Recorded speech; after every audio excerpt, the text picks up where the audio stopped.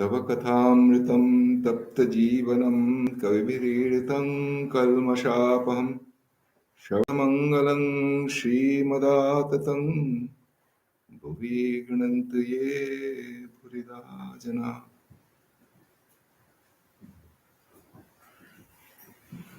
So it is very difficult to say no to Swami Kripamayanji. So he asked me to. So anyway, so whatever, I understand very little of this. We'll share what we can. We will discuss. Anyway, it is firstly, it's always a great pleasure to be in this ashrama. I feel that it is mother's abode here. So anyway, so this particular, we are discussing the Gospel of Sri Ramakrishna, and there is one conversation from Friday, April 9th, 1886. So Swamiji had just returned from Bodh Gaya, and there is a discussion between Sri Ramakrishna and Swami Vivekananda. And this conversation I somehow find rather significant and has a certain relevance both theoretically and practically. So let us read that first, and then we'll open it up for further discussion. So Narendra entered the room and took a seat. Shashi, Rakhal, and one or two other devotees came in. The master asked Narendra to stroke his feet. He also asked him whether he had taken his meal. Master smiling to M, he went there, referring to Bodh Gaya. M to Narendra. What are the doctrines of Buddha? Narendra. He could not express in words what he had realized by his tapasya, so people say he was an atheist. Master by signs. Why atheist? He was not an atheist, he simply could not express his inner experiences in words. Do you know what Buddha means? It is to become one with Bodha, pure intelligence, by meditating on that which is of the nature of pure intelligence. It is to become pure intelligence itself. Narendra, yes sir. There are three classes of Buddhas, Buddha, Arhat, and Bodhisattva. Master. This too is a sport of God himself, a new Leela of God. In the original Bengali, he writes, a Tari Leela. Why should Buddha be called an atheist? When one realizes Swarupa, the true nature of one's self, one attains a state that is something between Asti, is, and Nasti, is not. Narendra to M. It is a state in which contradictions meet. A combination of hydrogen and oxygen produces cool water, and the same hydrogen and oxygen are used in the oxyhydrogen blowpipe. In that state, both activity and non-activity are possible. That is to say, one then performs unselfish action. Worldly people who are engrossed in sense objects say that everything exists, asti. But the Mayavadis, the illusionists, say that nothing exists, nasti. The experience of a Buddha is beyond both existence and non-existence. Master, this existence and non-existence are attributes of Prakriti. The reality is beyond both. All right. So there is a lot here to digest. So, firstly, this particular sentence, there are two sentences here. Both are Thakur's sentences. One, this last sentence is exist osti nasti prakritir khala. This existence and non-existence are attributes of Prakriti. The reality is beyond both. Let me just see if I can find the original. এ অস্তি নাস্তি প্রকৃতির গুণ যেখানে ঠিক ঠিক সেখানে অস্তি নাস্তি ছাড়া, where যেখানে ঠিক ঠিক, this is what he means when he says, when he is referring to reality. Reality is beyond both existence and non-existence. This is one thing. He says transcendental, so beyond both. And in another place he says osti nastir majhe, buddha avastha osti nastir majhe, in the midst. It's neither is nor neither existent nor existent, but in the middle of the two. Okay, so this sounds a little mysterious, and it's certainly not the way we are accustomed to think. So so I would like to invite opinions. And part of the reason why I agreed to do this is that I have been asked to write some article which compares Advaita and Buddhism. So this was an occasion to get some feedback from other people and what kind of thoughts people have on this. So this is the original thing. So now I would like to open up for comments first, and then what do people understand by this Buddha, or state of the Buddha is beyond existence and non-existence, and this thing with the reality is you cannot qualify as it is or it is not. So what does one mean by this? How is it relevant to us? First thing is, what exactly does it mean? And second is, in terms of very pragmatic terms, what does it mean for us today, at this moment? Is it of some relevance, or is it some esoteric philosophical doctrine that we can listen and then comfortably put aside and move on with our lives? So these are the two main issues. So please, yeah.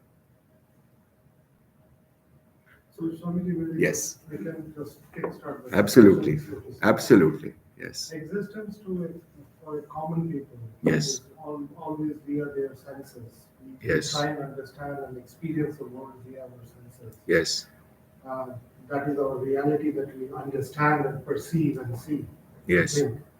I think what this verse is referring to is that it is beyond that sense perception that we have of what we see as a reality, what is real. It's beyond that. Yes. It's a sensory limits, so to say, because it's limiting us to a certain extent, and it's beyond those limits for us to be able to understand what is the true nature of our own selves. And we are within the realm of Maya, so we are bound by certain limitations set by our own senses and our surroundings as well. So to get beyond that, I think that is what it is. The discussion is all about. I just want to limit myself to just this for now. Okay, very nice. So this is a very nice place to start. Yes, please. Yeah. My very little understanding is, besides the words, how much of our consciousness is beyond what we are just seeing and looking at. Wonderful. So, just in a very small way, when we sit in the shrine, yes, the photographs are there, the other devotees are there, the swamis are there. But beyond that, we feel something. Yes.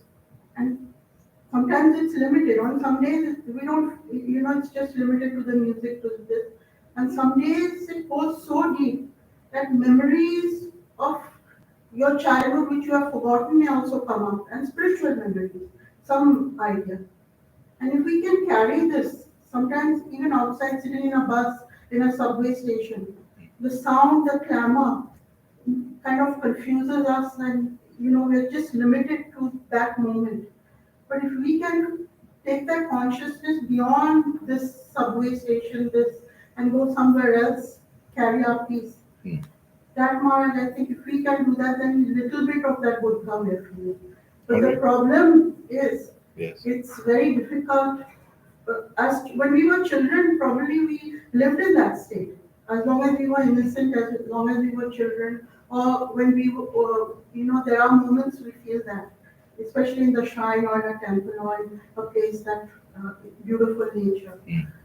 So my feeling is, Maharaj, and my very humble Hmm. feeling, is that Buddha's state is take yourself into a consciousness beyond what you see, what you hear, where you are, and also to feel other things to the limit that even you start feeling things that are not alive. Sometimes we feel for other humans. That day, you were giving a beautiful example of during COVID, how you all went out and served No, people. not just us. I mean, So everybody. everyone Hmm. served. And that's what you said, people from so many faiths, people who are, ordinary people, each one felt for the other. Hmm. We take that beyond, we feel for animals, we feel for environment, we feel for something. Hmm.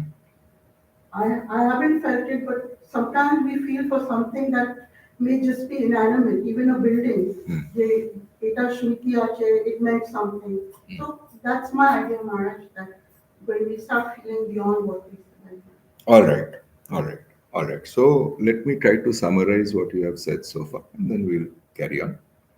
So, if I have understood right, both your points of view is that essentially that reality is as we, not just as we perceive it, but that there is a dimension to it which transcends that sense reality.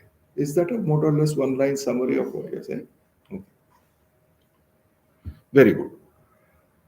So, okay, so that's all very fine. I mean, essentially, so there are two problems to be resolved here. I mean, okay, and this is really has been the problem with any kind of religious or spiritual quest.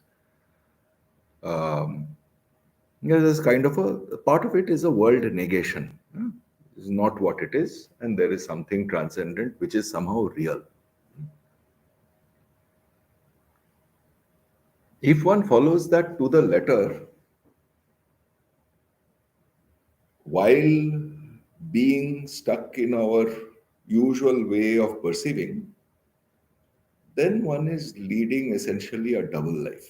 There is some part which is transcendent, and then then we after that we are not spiritual the rest of the time. And then life becomes a contradiction. There's one part in the world, this is something non-spiritual. And then during meditation or in a shrine or in a temple, we are trying to get beyond all this, and then that is the reality.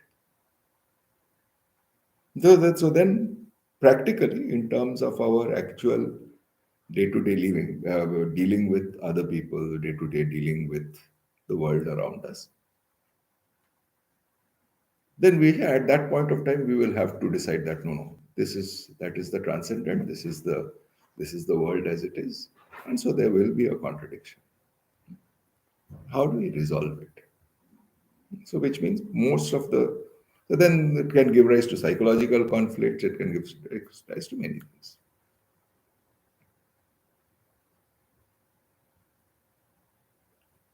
This has been said from the point of view of the Buddha state. Question is,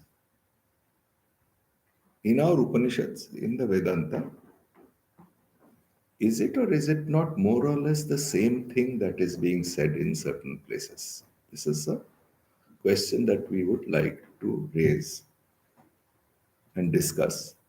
So, for example, in Brihadaranyaka Upanishad it is said, Sa esha neti neti atma. This essence of this self is, and it says, na iti, na iti. And in most places, it is translated as not this, not this, not this, not this self. So, what does that mean? What does that mean, and how is that relevant to right now, this moment, to our life in this moment? So unfortunately, I mean, okay, so this is a suggestion that this translation, not this, is not a very happy translation. If, on the other hand, you just add one word, it's not just this, not just this, then it's not just an intellectual conception. It evokes a certain feeling that, okay, so we see this, whatever we are seeing, but we need to inquire further into it. So, not stopping with our perceptions. That means at every point of time, this moment itself, this sentence, this word, particularly this word just, not just this. What does it evoke? It evokes a desire to know more deeply. And that awareness, which means it's perfectly all right to be aware of this world, this laptop, etc., etc. But simultaneously, this that we are seeing is not just it. There is something more, something more. In another place, Shankara says, Atakim, Atakim. What next? What next? It's in this Guru Ashtakam, but what next? What next? It means we are seeing all this, but what really is it? And that we can cultivate during all our activity. Walking on the street. Is the reality just this street, just these houses that we are seeing around us? Or is there something more, something deeper? Then, whatever our state of mind is at that point of time, suppose we are in the middle traveling on a bus, and there is, as you were saying, there's a lot of noise around us. Just take a step back and say, is this noise all that it is? Then every point, every occasion, every life situation becomes something which we can ask this deeper question of. Which means this that is appearing to us is not all that is. And then we further inquire. Yeah? So when one says this, when one is saying this Saesha Neti Neti, one is basically asking the aspirant, all of us, to probe deeper into whatever we are seeing, whatever we are feeling, whatever we are thinking. Not being satisfied with whatever answers we are giving ourselves at the superficial level, which means every moment now becomes an occasion for probing deeper. All right. Now, one more thing.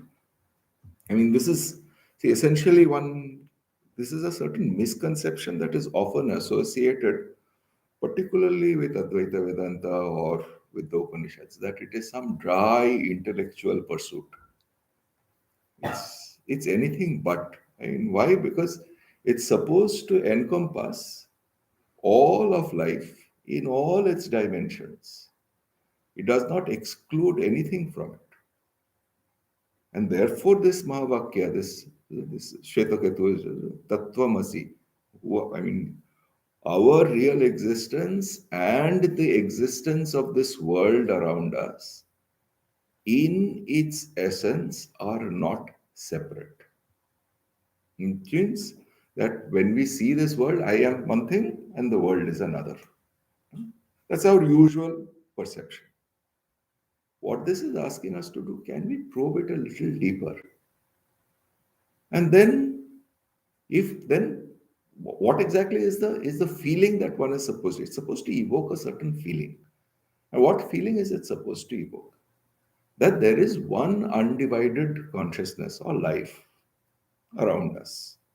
And one is part and parcel of that. In the limit, even that difference is supposed to vanish. But while we practice, one is part and parcel of a larger life. It's a common sense fact. I mean, when we go travel from one place to another, there is a bus. Somebody is driving that bus. Without that person driving that bus, I would not be able to travel from one place to another. So there is this interdependence of all of existence. This has different names. Then there are doctrines are formed, and it's created into some kind of a dry philosophy, and then we just take the words and forget the content. When one is saying Saesha Niti Niti Atma, what one is saying is basically don't stick to the words. The words signify something, something real, something very genuine.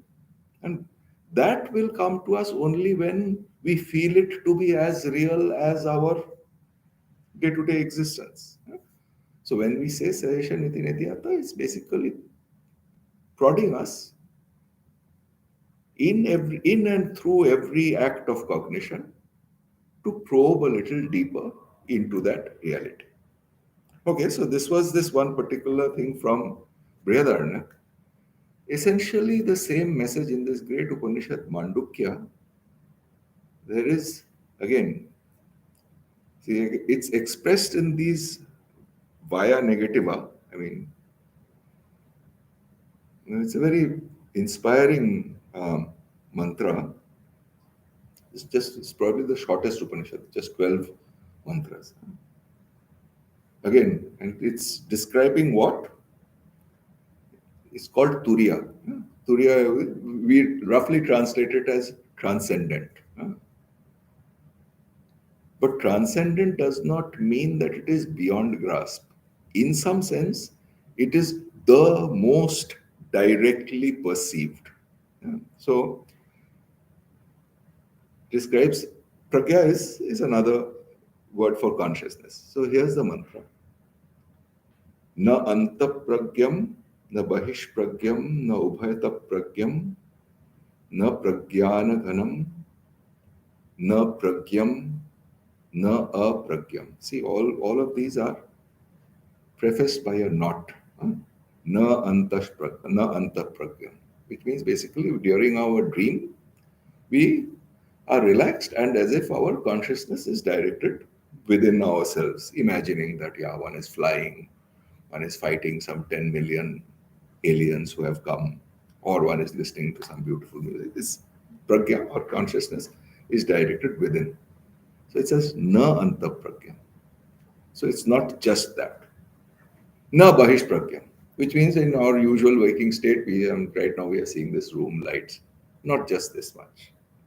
Na ubhayata program. Sometimes in the middle of the day, we are looking at things, but then our minds are carrying on, creating some inside world in ourselves. So na ubhayata pragyam. Or actually, more seriously, just the point when we are going off to sleep, mind is directed partly outward, partly inward. It's not that. Na pragyana ghanam. So in deep sleep is all our awarenesses congeal. Yeah? And we are absorbed in that deep sleep. Na pragyana ghanam. Na pragyam, not knowledge itself. Na apragyam, not knowing. Yeah? So it is neither knowledge nor unknowing. Adrishtam, not seen. Avyavaharyam, you cannot use it. Agrahyam, cannot catch it. Alakshanam, without any signs. Achintyam, cannot think about it. Avyapadeshyam, it does not expand or occupy space.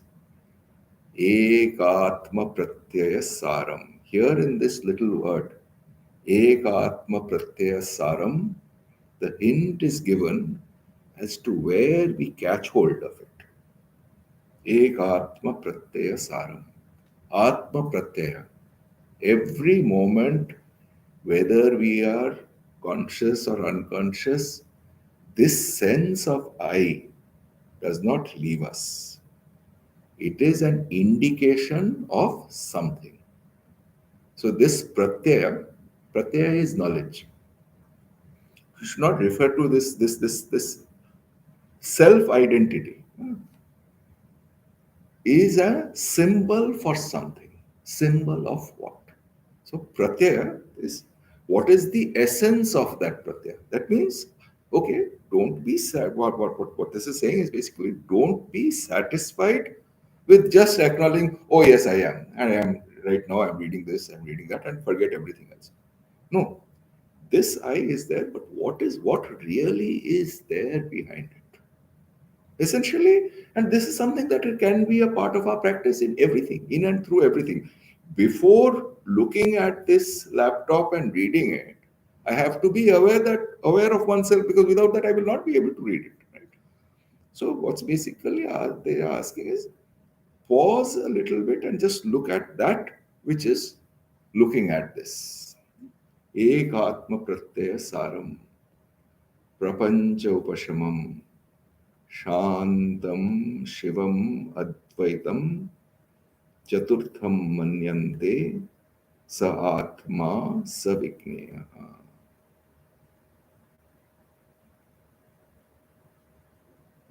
This is beautiful. Alakshanam Achintyam Avyapadeshyam Ekatma Pratyasaram Prapancha Upashamam Shantam Shivam Advaitam Chaturtham Manyante Sa Atma Savigneya. So, in the Upanishads, one is supposed to be a quest for self knowledge. That's where it is supposed to culminate. And that quest for self knowledge is identified with the quest for knowledge behind this world. These are not two different things. If we regard these two as different, again our life gets bifurcated.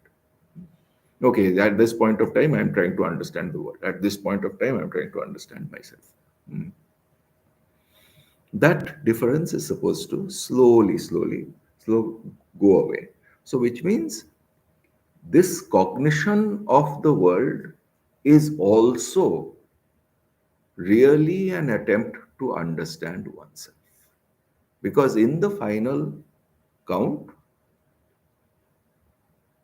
one is not differentiating. The essence of the world and the essence of oneself are not different. This is supposed to be the culminating Siddhanta.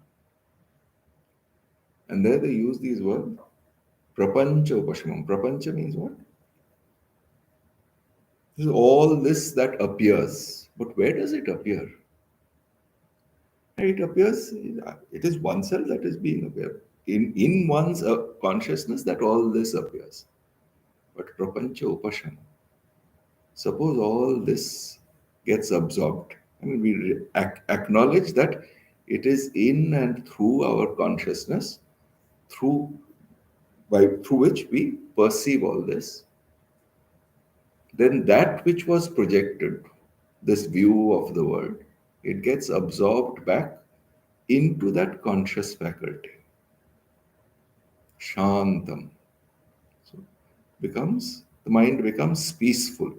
See, what all of we were discussing is that essentially it's a certain loss of peace.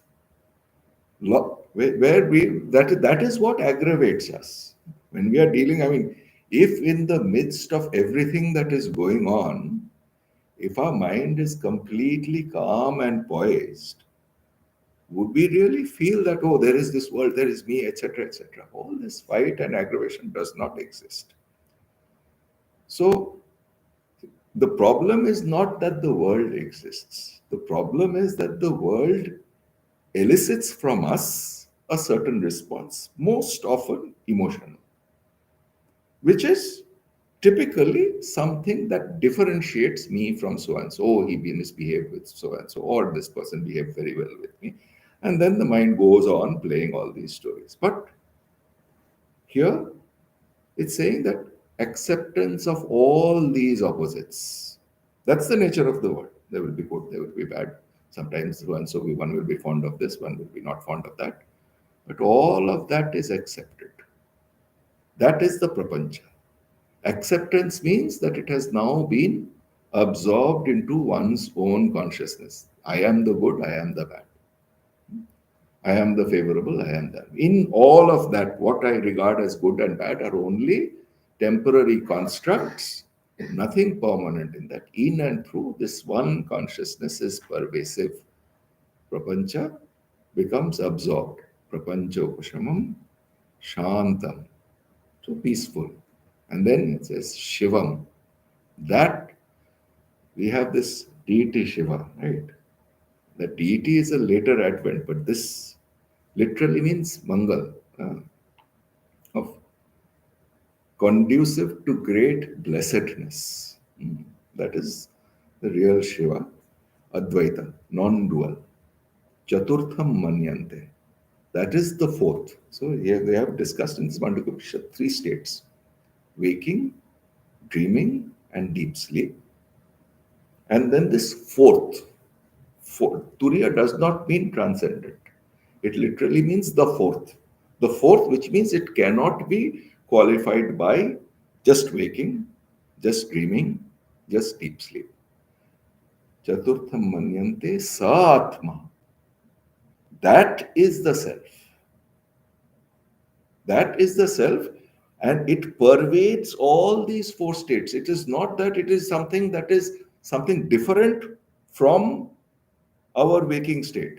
In our waking state, you remove all these various projections. That consciousness remains here, right now, right here, in this very moment. That spurt of consciousness which allows me to recognize this book as a book, this light as a light, that consciousness is there at this moment, but it is not limited to waking, dream, deep sleep. That awareness, the more we cultivate it, the more we understand that in and through all our good and bad life experiences, this one thing is there, which even if we want, we cannot get rid of. Because it precedes our individuated existence. It is not born, and therefore it does not die. And our individual existence itself rests on this at this very moment. Which means, and this is when we the problem is that we usually cannot think in terms of catching hold of this essence of our subject. Therefore, we objectify it. We put some image in front of us, and that is that Thakur, and I am different. But really, when one sits for meditation, you were saying that there is some joy one feels that. Where does one feel it? Is it there in that image, or is it there in you? So it is really in our consciousness that we feel it. So that even in the ritualistic worship, the first thing that one does is imagine the pujari imagines himself or herself as the deity, Devam Bhutva Devam Yajit. Yeah. Because unless one has risen to that level of consciousness, one does not really get the ability to worship. In another place, it's said, in truth and in spirit. In truth and in spirit.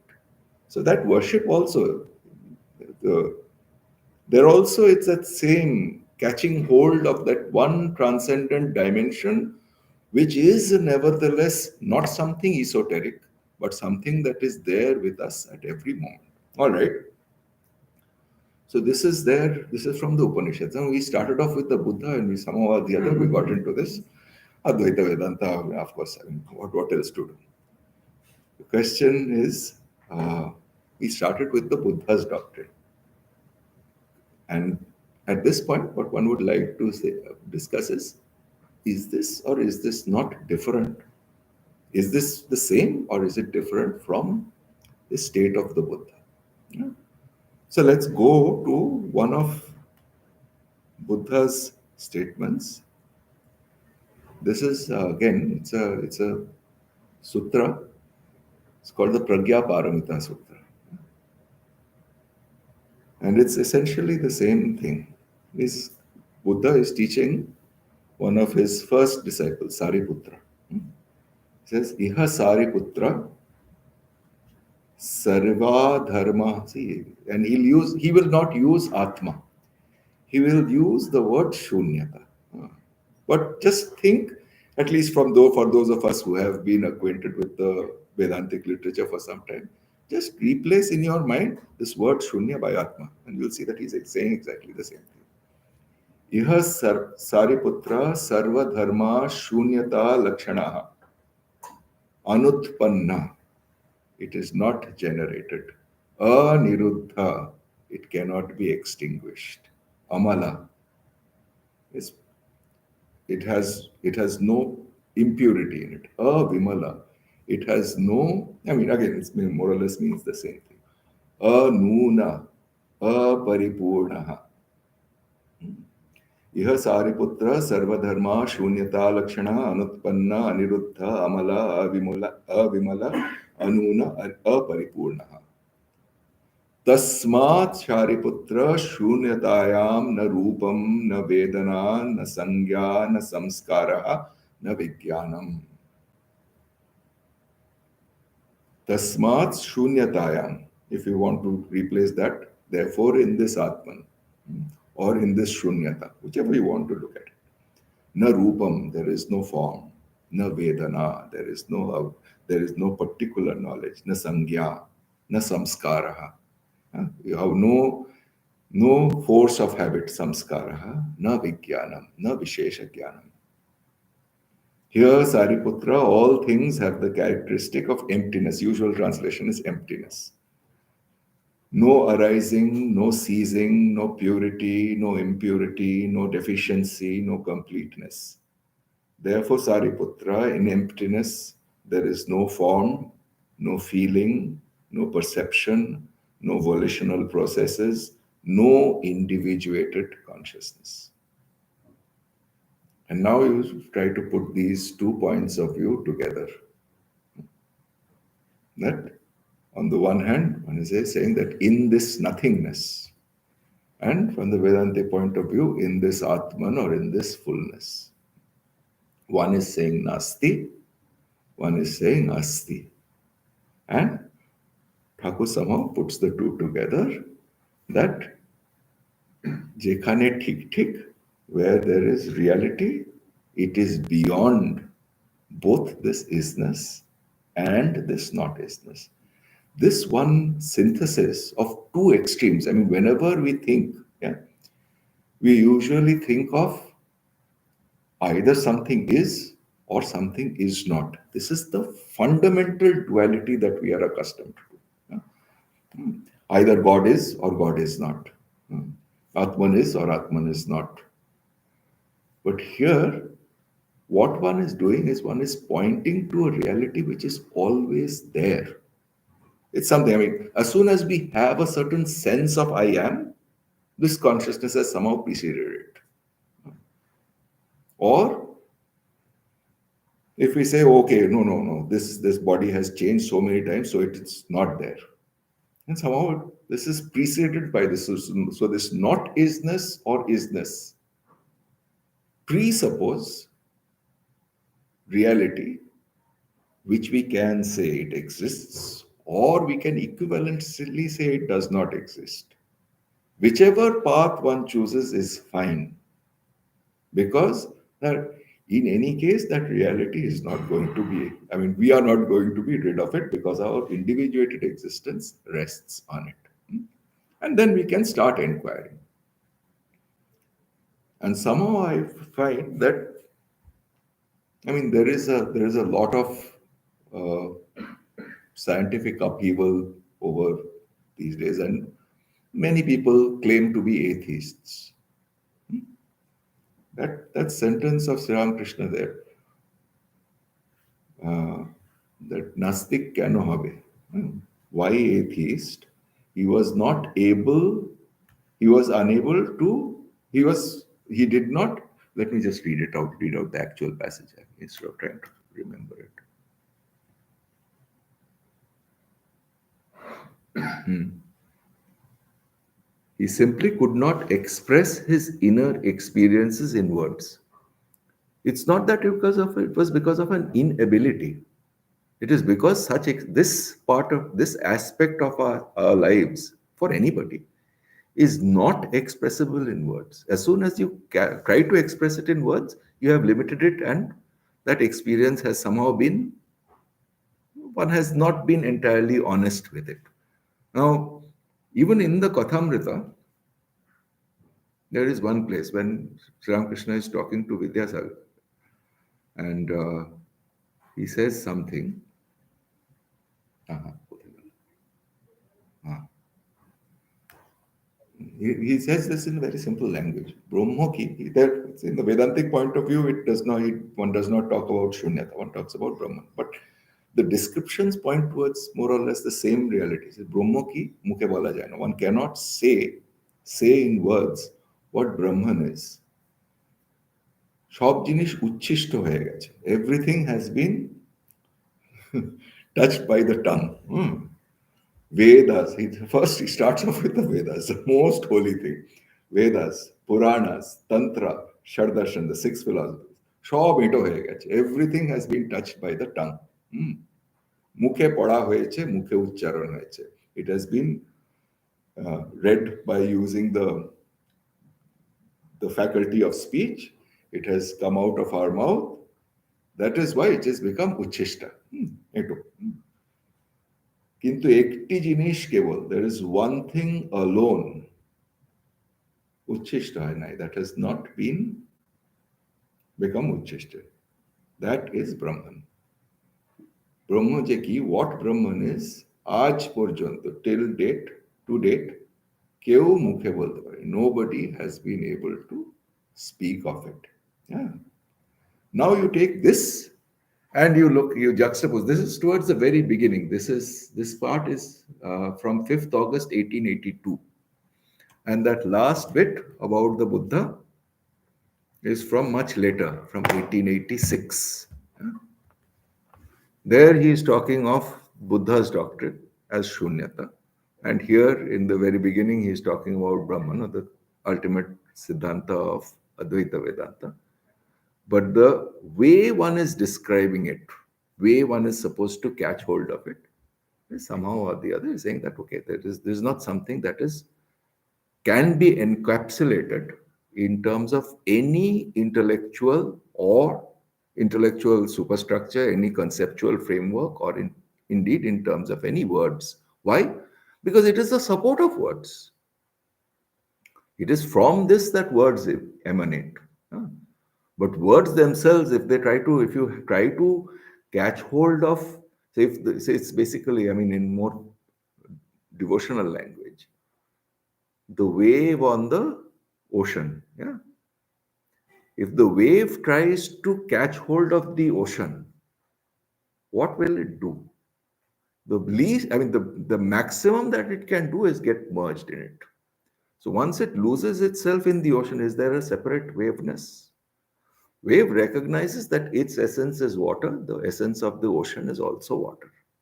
So so what one can do is get dissolved in it. And from the devotional point of view, what exactly is this getting dissolved? It's the same thing as self-surrender. Right? So all this conflict between different attitudes, different paths, etc., etc. What one is trying to express the inexpressible. But once one acknowledges that, then one understands that, okay, all this fighting about, okay, this is a devotional path, this is an analytical path, this is knowledge, etc., etc. All of these become, what Swamiji says, doctrines and dogmas are but secondary details. So the essence is just trying to catch hold of this through whatever way one's mind is adapted towards it. Okay, so this was all the theory part of it. So now how are we going to practice it? So now we have discussed all of this, all the theoretical ramifications, Advaita Vedanta, Madhyamika Buddhism, etc., etc. But how do we practice this?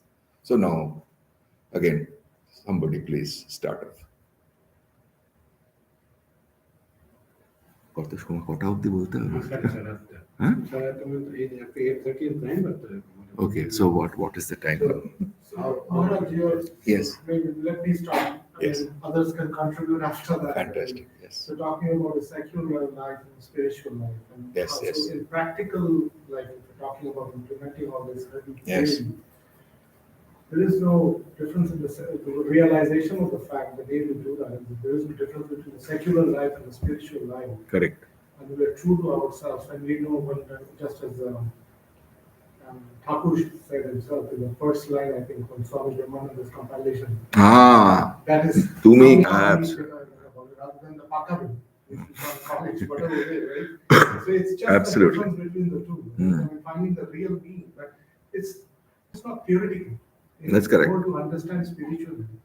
So intellectual, as you said, intellectual gymnastics won't take you far. You will just torco. You will be you will be embroiled in the about Absolutely. in those sort of discussions. Absolutely. Rather than practicing and putting it in yourself and try to see unity in everything. Bah, wonderful. That Wonderful. I think is the essential thing in practice. Wonderful. Wonderful, wonderful, wonderful. Okay. Now this is a beautiful point. So seeing unity in everything. Yes. Okay. Very good. And this really, again, there is another, we will put forward 2 points of view. One, the Buddhist point of view, and the Advaita Vedanta point of view. The Advaita Vedanta point of view is, and somehow or the other, this is exactly all of our service activities of the Ramakrishna order are based on this one little principle. So from the Advaita Vedanta point of view, it's basically this Chandogya Upanishad has this statement, Sarvam Khalu Idam Brahma. All that we are seeing, all this. Yeah? So this first one was an inquiry into the subject, and then as soon as there is a subject, there is an object. Yeah? So what about the object? All this, Sarvam Khalu Idam Brahma. All this that we see around us, the objective reality is also that same reality. This is what it is basically saying. When it's not that it's only when we sit for meditation that we are thinking of reality or God or Brahman. But when we are existing in the world in our waking state, we are also directly in the presence of that same reality. That's what this is encouraging us to do. Okay. In Buddhism, there is no explicit reference to any God. But somehow the practice is exactly the same. So they have a different word for it. Yeah? It's called Pratitya Samutpada. Everything, all of existence is called the doctrine of dependent origination or dependent arising, which means this whole world, including this body, this laptop, this book, everything rises and falls together. The interconnectedness of all existence. Okay, so this is also another fundamental doctrine. It's called the Pratitya Samutpada. So if me, this body, and this cloth, so there are various meditations that they advocate, and these are also things that we can incorporate into our own thinking. So, for example, this cloth that one is wearing, and one tries to look at it very commonsensically. What is it built up of? It is built up of threads. Without those threads, that cloth would not be. Where have those threads come from? They come from some cotton, right? Let's say. Typically, I mean, this one I'm pretty sure is made from cotton. So where has that cotton come from? That cotton came from the earth. It was cultivated. So that in order for me to wear this now, I am dependent on that cotton that was grown. Now, how did that cotton come into existence? That cotton came from the soil, from this earth. And what did it come just from this earth? It came from water, the sunlight, and the air. Without that oxygen, it wouldn't have grown. Which means that my existence and wearing this simple little cloth at this moment is dependent on this earth bringing forth cotton and all of this air, light, sunlight, and the nutrition, the stuff that has fed that plant is involved here, which means my existence at this moment is dependent on the existence of this earth. And now you generalize. It means one does not exist without the existence of this whole world around. So my existence at this moment is dependent and coexistent with the existence of the world around. Once that is acknowledged, what happens? What becomes one's attitude towards the world? If my existence is dependent on everything that around me, what becomes the attitude? Can one have animosity? Can one have anger, hatred, fear? No, it is part of my. I mean, just as I am existent here, this world is existence, part and parcel of the same existence. Yeah. This is now you translate that into Vedanta, translate back into Vedanta. What do you get? You get Sarvam Khal Vedanta. And therefore, how the problem is that we are habituated into thinking otherwise. So, which means there are wrong habits to be converted into this more correct way of thinking, and hence service. So these two, again, in our more devotional language. So this Trinity is there, no? So Brahma, Vishnu. So Shiva is on this one hand, this it was said, Shantam, Shivam, Advaitam. So somehow or the other, when this world is done away with or absorbed into its origin, that is supposed to be, in crude parlance, it is said sanghara, destruction. Destruction does not mean destruction in the sense of taking this light and breaking it into two. That's not what it is. It's this separateness of existence is annihilated. That particular aspect is understood as the Shiva aspect of reality. What about all pervasiveness in and through this world? This is actually literally what Vishnu is supposed to mean. What does this word Vishnu mean literally? We usually understand as okay, this four-handed person holding this mace, etc., etc. But what does the word mean? Sanskrit is a fairly precise language. So Vishanath. Vishanath means all pervasiveness. So that which is pervading in and through everything is what is called Vishnu. So, which means when we are looking at the world, we are looking at Vishnu. When we are absorbed in ourselves, we are absorbed in Shiva. Yeah. So this and the reality is beyond both. So that's so you can express it in either devotional language, you can express it in the more superficially nihilistic language of Buddhism, you can express it in the intellectual language of Advaita Vedanta. But finally, one is really talking about the same thing. The important part of it is trying to bring these thoughts into our day to day action. And when we are talking about real eyes, what does that word mean? It means to make real. Literally, we usually have all kinds of strange ideas. Okay, when mother says it very simply, Mata ki duto shinga jabe, we will not grow a pair of horns. So what will happen is that this view of the world that we have, this will slowly change into this all-encompassing view. All right. So now we have said something about the practice, but now we should open up for some further questions, and then we can start. I have said whatever I have meant to say. Please, anybody. So, Swamiji, how to differentiate this Atman from the so-called Anatman where we are right now? So, how to differentiate in our day-to-day life? Okay, so what you are asking is how do we bring into practice this Sa Esha Neti Neti Atma? How to practice that? Okay, that's actually so just now you made a statement, right? Or asked a question. Just poise yourself a little bit. Right? So just quietly, who is it that is asking this question? Just being aware of it, that's all. Bringing that little pause. Ranganathanji says, see, there is this action and there is this reaction. So we see something, immediately our mind rushes, oh, this is a light. But between that input and the output, just create a little pause.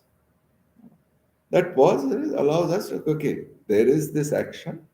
There is this mind going out and perceiving it, but there is a background as well. That little moment of pause where there was no action, no reaction. It is there in and through. This is the the wonder of it is that this Advaita or this consciousness or principle of consciousness is there with us at any point of time. We can catch hold of it at any point of time and practice. Slowly, that pause will become larger and we'll start seeing that, okay, all this action, reaction are happening. But that's all. This in and through every act. All our this when we do Brahmarpanam, the translation that is there, what is it? He who sees Brahman in every act finds Brahman. That's all. That's what it means. That means Brahmarpanam is not just not only during having food, right? So it means basically through our eyes, stuff is going in. We are acting on the basis of that. In that act of cognition, that conscious principle is there. Can we turn our mind towards it? Which means the mind itself is going to start developing a taste for it. So that developing a taste is all that we can do. Does that more or less address something?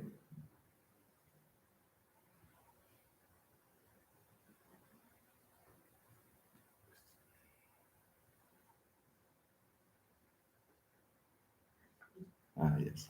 So how do we go from that taste to like actual realization? Like how does one make that jump? There's no jump. So taste has to be cultivated. And slowly it is going to, I mean, the see what happens. See, for example, suppose you are listening. So you people, everybody is fond of something or the other. Suppose one is fond of music.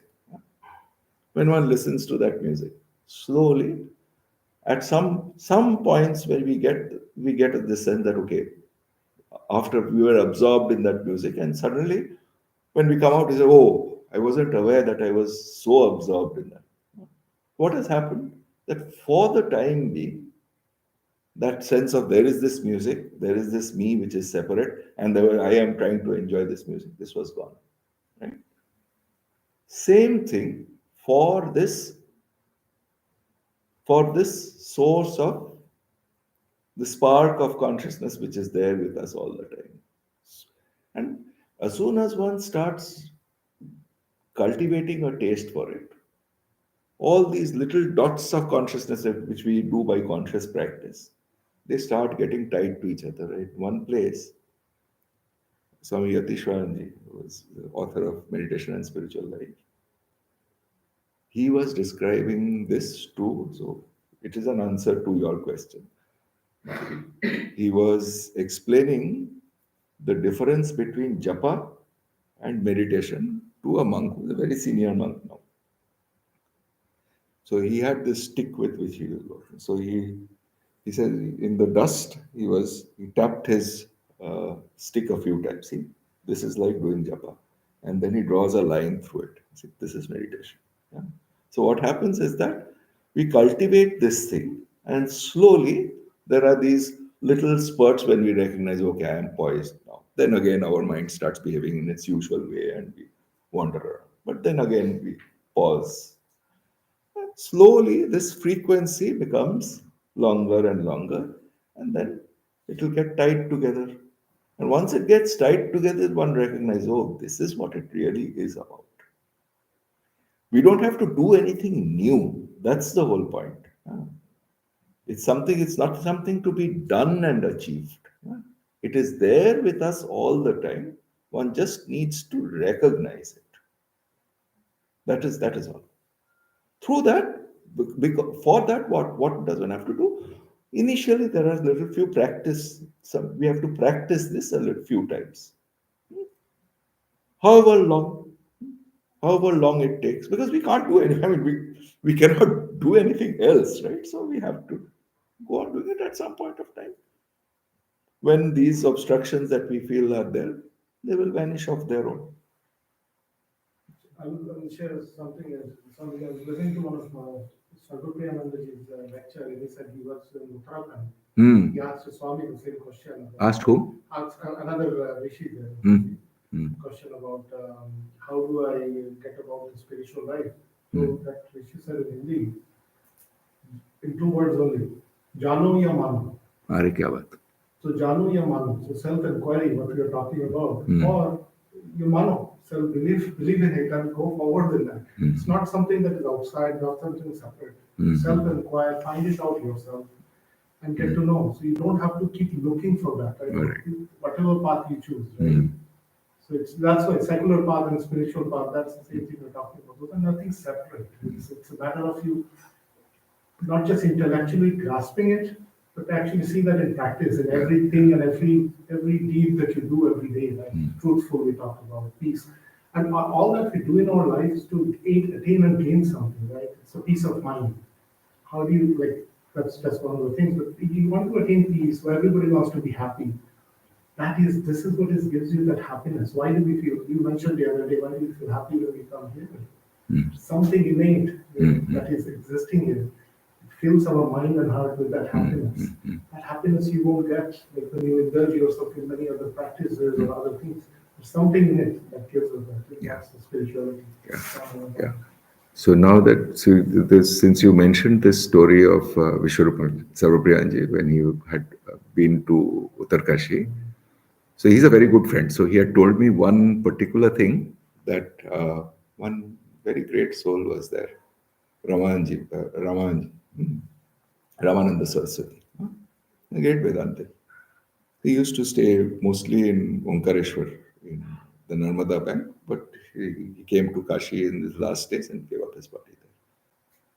So for those of us who are typically objectively oriented, so oriented towards, say, the objective universe, he gave this very simple answer. So what Ramananji told Vishwarupa, I'm just narrating that. ये सिद्धांत तो अपनी जगह ठीक ही है. This siddhanta, that means this conclusion, call it Brahman, call it Shunya, whatever it is. This is fine in its own place. Yeah. But then there is this that seems to contradict it. ये शरीर मन जो है, which means this body mind, somehow or the other it seems to contradict it. So what are we to do with that? इसको उसके सेवा में लगा दो. So put this in the service of all that. So this objective universe that you see, put yourself in its service. That's it. This is the easiest and best way, because then that which is part and parcel of this whole universe is being offered consciously into it through this faculty of trying to serve. That work, if we can do as wholeheartedly as we can do, because that's something we are being forced to do. I mean, our human society forces us to do that, either in an office or in a bus or in anything. Yeah. So there is this larger community for which we work. If we can consciously cultivate that attitude of service to whoever is around, then automatically that happens very spontaneously. And this is a very natural thing. This is the principle behind this Swamiji's dharma. Does that address your question? So, Swamiji, so this is called like a Nishkam Karma or Karma Yoga, whatever you can say. So it's not like it's take like a longer period or till like it comes to again to intellectual level or something like that. It's not like that. नहीं. हमको थोड़ा ही ना बस पकड़ने का. We are not supposed to be. We want to catch out, catch hold of us anyways. Huh? We want to. That's why we are here all here to नहीं. catch hold of the bus right away. No. So the As thing soon is, as possible. no. What the bus is not. It is not gotten rid of you. So we are already in the bus. See, actually, So that's the intellectual point where we will come to feel like we are already in the bus. That totally so which separate. means that is a feeling that will come to us slowly. Then we'll say, okay, so we really don't have to exert ourselves so much. Raman Maharshi has this wonderful story Suppose you are being carried forward in a train. When you get onto a train, you take that whole luggage and put it on your head. Train mein hai, wo leke jayega. Okay. So to the closing chant. Om Shanti Shanti Shanti Hari Om Tat Sat Shri Ramakrishna Arpanamastu Jananim Sharadam Devim Ramakrishnam Jagadgurum Padapadme Tayo Shritva Pranamami Muru. Thank you, Maharaj, for Thank you for this class. So difficult. Acha, eta bond kar de. And we'll request Maharaj again to give us class on Fridays. So let us see when he's free and when he can agree. So it will be very intellectually very satisfying, and also it's very difficult things. It makes clear to us. So let us. I'll try to say, as Swamiji said, willingly or unwillingly, jano ya mano, that will be there. So Maharaj will agree somehow. So we hope, and I will inform you. We will inform in our notice that when Maharaj will give another class. Thank you very much, and good night to everyone. Jai Maharaj.